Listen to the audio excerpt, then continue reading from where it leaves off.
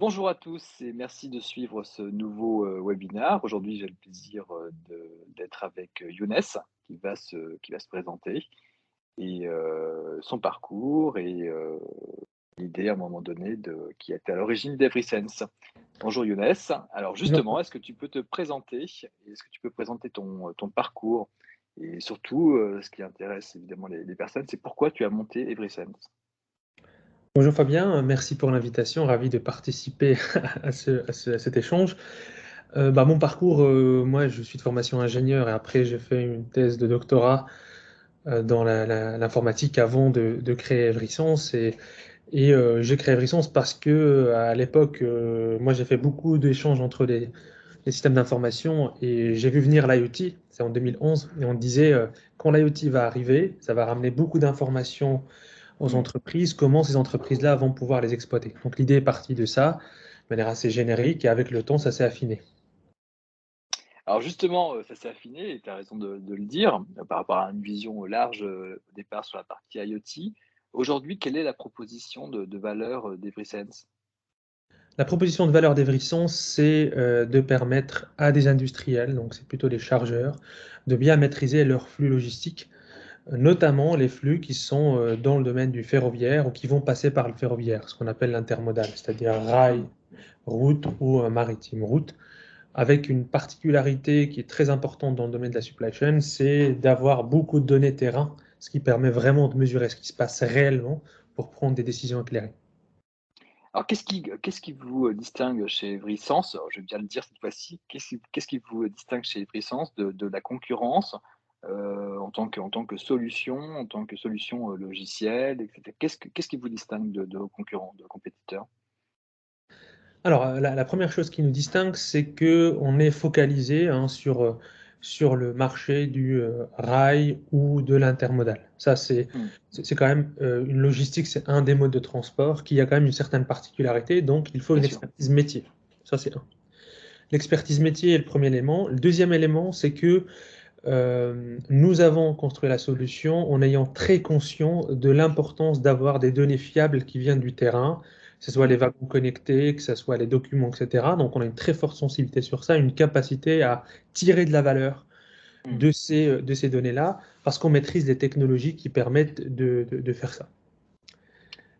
Et la dernière chose, on a dans la mission d'entreprise et la réduction des émissions CO2, et on sait très bien aujourd'hui que pour la logistique terrestre sur les 10 à 20 ans à venir, il y a plusieurs solutions, mais une des solutions les plus crédibles, c'est de passer par le rail route. Mmh. L'Europe s'est engagée sur 30% donc de flux qui vont passer par le rail en 2030, des engagements très forts. Et Mmh. nous, on est principalement dans ce créneau-là et ça représente une de nos missions aussi. Ouais, bien sûr, ça dépasse finalement même la proposition de valeur pour servir la société. Alors, si on revient justement sur un projet, parce que finalement, tu le disais, Younes, c'est compliqué évidemment de pouvoir récupérer une donnée fiable, hein. On sait que c'est toujours, c'est jamais si simple qu'on peut l'imaginer. Combien de temps dure un projet, lorsqu'on signe avec Everysense? En combien de temps, en fait, ça se met et quelles sont les grandes étapes de ce projet avec vos clients? Donc, un projet chez nous dure entre 3 et 9 mois. Ça peut aller jusqu'à 9 mois. Et donc, c'est ce qu'on appelle chez nous la phase d'onboarding. Et ça dépend de deux facteurs, hein. Le premier facteur, c'est les intégrations, hein. On a un TMS qui récupère des données terrain, c'est-à-dire des données. On a parlé des où sont les wagons, où sont les containers, mais il y a aussi des intégrations avec les entreprises ferroviaires ou les transporteurs. Il y a aussi des interfaces avec du SAP, du Oracle pour avoir des capacités de production. Donc, ça dépend de l'intégration, l'effort d'intégration à faire. Et ça dépend aussi du fait que certaines fonctionnalités sont déjà dans notre plateforme, donc il faut juste les activer, hein. On est complètement en Mmh. mode SaaS, ou certaines nouvelles fonctionnalités, on les développe avec le client. Donc c'est ça les deux Mmh. facteurs. Est-ce que il y a de l'intégration et est-ce que la solution qu'on met en place sont déjà existantes ou va falloir les développer avec le client en mode partenaire? Justement, sur la partie, connectivité au système d'information, parce que c'est évidemment un sujet clé, on le sait aussi chez VK, comme tu t'en doutes, parce que, voilà, on a besoin également de données, on y reviendra tout à l'heure, ensemble d'ailleurs. Comment ça fonctionne? Quels sont tes principes, en fait, de connectivité avec, le système d'information de tes clients? Tu imposes un data model, tu travailles un peu à façon avec, ce qu'ils ont? Quel type de technologie aussi, comment tu fonctionnes? Alors je sais que tu es en mode SaaS, donc je me doute bien qu'il y a beaucoup de possibilités qui sont offertes, mais comment tu te connectes, avec tes équipes, au récit des clients? Donc la première chose, c'est déjà la connectivité, c'est entrant et sortant. Parce que parfois, en donnant de la valeur ajoutée à des informations, il faut aussi qu'on les rebascule chez le client. Donc c'est vraiment C'est des vrai. deux côtés. Ça, c'est où, Mmh. et parce que nos informations, nous, on est une partie de la supply chain, la partie transport, mais on peut en faire beaucoup d'autres cas d'usage avec ces données-là. Mmh. Donc ça, c'est clair chez nous. Deuxième principe, c'est euh, nous, on part du principe que l'industrie quand même de la logistique, principalement le rail, c'est quand même des vieux systèmes, etc. Donc c'est à nous de nous adapter. Donc on a une Mmh. capacité avec une équipe dédiée à l'intégration de récupérer les informations des entreprises ferroviaires ou des clients, etc. Et de faire un mapping pour avoir un corps modèle chez nous qui est stable. Donc il y a tout un Mmh. travail, il y a un savoir-faire qui est lié à cette partie intégration pour s'adapter à eux. Ceux qui sont un peu plus évolués d'un point de vue SI, on a aussi des API qui sont les API d'Avrisson, ce qui simplifie le travail pour tout le monde. Donc, Ouais. notre stratégie, c'est de s'adapter avec du mapping ou d'avoir l'utilisation, accès à nos API. Et là, c'est à moindre effort parce qu'on a déjà réfléchi à ça. Ouais, puis vous avez déjà éprouvé des écueils et cetera, vous avez déjà souffert, donc forcément, ça fait partie également de la valeur ajoutée. C'est aussi l'expérience, comme tu le disais tout à l'heure, l'expérience métier, non seulement de la partie, supply chain, mais également l'expérience métier, on va dire au niveau intégration, parce qu'au moins tu auras vu, plein de systèmes, qui existent pour adresser des process. Aujourd'hui, donc finalement, tu c'est ça, tu optimises, pour le client, tu fiabilises la donnée sur sa partie ferroviaire et sur la partie intermodale. Quels sont les grands enjeux de ta roadmap pour 2022, pour 2023 chez Evrisens?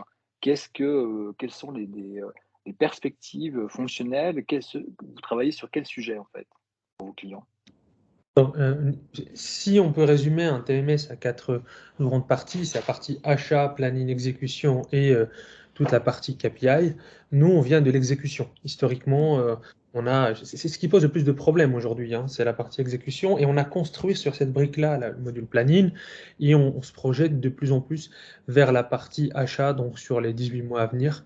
C'est Mmh. de, c'est d'aller vers la partie achat et du coup aussi euh, de l'autre côté, c'est travailler sur la partie un peu invoicing et facturation. Parce que maîtriser ce qui se passe sur le terrain, c'est aussi une raison de. Il y a quand même de la facturation qui est liée à ça. Bien Donc, sûr. on va dans les deux sens. D'un côté, achat et de l'autre, facturation. Et avec ça, on aura bouclé la boucle sur tout le périmètre. J'ai un sujet, la partie carbone, parce que tu parlais tout à l'heure justement de l'Europe, qui a des exigences très fortes en fait pour le futur, en termes pour décarboner justement le transport. Toi, sur ces sujets justement, carbone, comment tu t'inscris là-dedans? Alors dans ta roadmap ou dans ta stratégie, on va dire, plus générale? On travaille sur ce sujet à travers deux axes. Le premier étant, plus on standardise et on simplifie le rail, plus on est capable de le fiabiliser. On est un Mmh. acteur, hein, c'est pas nous qui faisons tout, mais en tout Mmh. cas, on est dans l'effort général. Plus nos clients passent des flux route vers le flux rail. On a un client Mmh. qui a passé 5% des flux route vers le rail. Ça, c'est l'axe 1, Mmh. principalement par. C'est des acteurs principalement qui utilisaient d'abord le rail et continueront à utiliser du rail parce que c'est Mmh. complètement dans leur stratégie. Le deuxième axe sur lequel on va démarrer d'ici Q4, c'est ce qu'on appelle nous la massification, c'est d'aller vers l'intermodal où des entreprises, des PME, des ETI sont capables de faire un container ou deux, donc un wagon ou deux qui peuvent Mmh. réserver, et de ramener des gens donc, qui ne sont pas vraiment aujourd'hui des utilisateurs du rail. Donc, Mmh. simplifiant leur accès au marché, ils sont capables de passer de temps en temps quelques containers dans le rail. On voit ça notamment beaucoup avec la route de la soie. Hein. Il n'y a aucune entreprise qui fait que la route de la soie, mais de temps en temps, quand c'est possible, on peut envoyer. Donc, c'est les deux axes vraiment sur lesquels on est capable de faire ça. Et du coup, quand on fait un bilan de notre solution, enfin, on fait un PNL par client, hein, c'est vraiment les Mmh. achats et les investissements. Et aussi en termes d'impact CO2, on est capable de dire combien de CO2 on a sauvé en passant par le rail. Et ça c'est bien. Alors si je me mets d'un point de vue, général, parce que tu es un acteur de la supply chain, clairement et tu y contribues. Quels est, selon toi, les grands chantiers, les grands enjeux de la supply chain en 2022? Est-ce que alors c'est vrai qu'on a déjà parlé de la partie, carbone, donc, évidemment, je te ferai, l'économie de revenir, dessus. Mais est-ce que tu vois, toi, d'autres tendances? Mais au-delà même de ces tendances, qu'est-ce que tu as envie de dire, justement, aux acteurs, qui sont, des directions logistiques, des directions supply chain? Quels sont, selon toi, les sujets sur lesquels ils doivent se pencher, pour 2022 et à suivre. Alors, pour les pronostics. Ouais, exactement, voilà. Là, tu sors ta boule de cristal et on fait des pronostics et on se revoit dans un an en disant: «C'était super Younes» ou alors: «Franchement, c'était pas bon du tout, quoi». Alors, je pense qu'il y a un énorme effort qui a été fait dans la supply chain ces 2-3 dernières années, dans la récupération de ces données terrain, hein. Enfin, il y a beaucoup, on parle beaucoup de plateformes de visibilité, on parle beaucoup d'IoT, etc. Et donc là, aujourd'hui, je pense que pas mal d'entreprises, ils commencent à avoir les données. Et la première utilisation, c'est l'opérationnel. C'est d'un point de vue exécution, j'améliore les opérations, je tire de la valeur ajoutée pour mon client final, etc. Et plus on avance, en tout cas nous on l'a vu, plus on va vers des choses un peu plus, euh, enfin, un peu plus en fait dans le temps. C'est-à-dire le planning, je maîtrise ce qui se passe sur le terrain et maintenant je vais passer sur une planification 2 semaines, 3 semaines. Après, je vais peut-être commencer à travailler sur ma capacité, puis sur ma gestion des stocks, puis sur mes approvisionnements et peut-être j'arriverai à ma logistique annuelle. Donc en fait, ces données permettent de se projeter de plus en plus dans l'avenir et faire des scénarios, hein. Enfin, c'est toujours des scénarios, la logistique. Donc, elles sont là, les données, elles sont disponibles. Maintenant, pour moi, la supply chain va de plus en plus tirer bénéfice pour pouvoir mieux organiser le futur au lieu de s'occuper uniquement du présent et des problèmes qui sont dans le présent. OK, je pense en tout cas on partage, puis, bah, c'est une bonne transition aussi. On voulait aussi, profiter de ce webinaire avec, Younes pour, vous informer que voilà, Veka et Vrissens ont envie de collaborer ensemble. On a déjà des pistes qui nous paraissent, intéressantes d'explorer. Alors il y a de plusieurs choses évidemment qui nous réunissent, hein, le fait qu'on soit des Hauts-de-France, qu'on soit attaché aussi à la France et au fait de pouvoir, l'aider, et à développer, l'efficacité de son secteur, logistique. Et également évidemment, vous l'avez compris, hein, Younes, c'est, du point de vue de VECA, puisque vous nous connaissez, c'est la possibilité de récupérer des informations qui sont fiabilisées, sur le transport des marchandises par train et clairement, bah, pour nous, qu'il s'agisse au niveau de la partie des prévisions ou ensuite dans, notre deuxième module qui est toute la partie ARS ou toute la partie en fait automatisation des rapprovisionnements, bah, le fait de pouvoir s'appuyer sur une donnée qui est fiabilisée, clairement, c'est quelque chose qui aide nos clients. Donc on a trouvé, intéressant de pouvoir, se mettre à collaborer. En plus, on avait gagné ensemble, un prix, d'or avec, organisé par République Supply Chain, donc avec la nuit de la supply chain. Donc on s'est dit quand même, on nous envoie des grands signaux, de l'extérieur, donc ce serait peut-être bien à un moment donné, qu'on ne soit pas que lillois ensemble et qu'on essaye d'aller un peu plus loin. Donc Younes, je ne sais pas si tu veux aussi en parler un petit peu sur cet élément de collaboration? Avec plaisir, je pense que dans la chaîne de supply chain TMS, il est vraiment dans l'exécution et ce que vous faites vous, c'est un peu en amont de ce qu'on fait. Encore une fois, hein, enfin, on a une philosophie de pouvoir partager.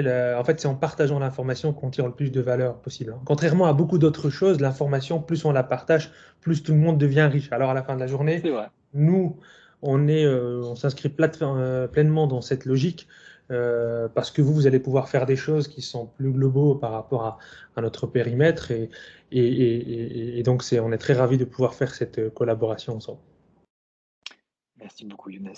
Écoutez, voilà, on a fait un format, plus court que d'habitude. On espère en tout cas que ça vous a intéressé. N'hésitez pas évidemment à revenir vers Younes ou vers Vekia si vous avez des questions. En tout cas, voilà, on vous tiendra informé des évolutions de notre collaboration. Et en tout cas, on vous souhaite une très bonne journée. Merci beaucoup Younes. Merci Fabien et à bientôt.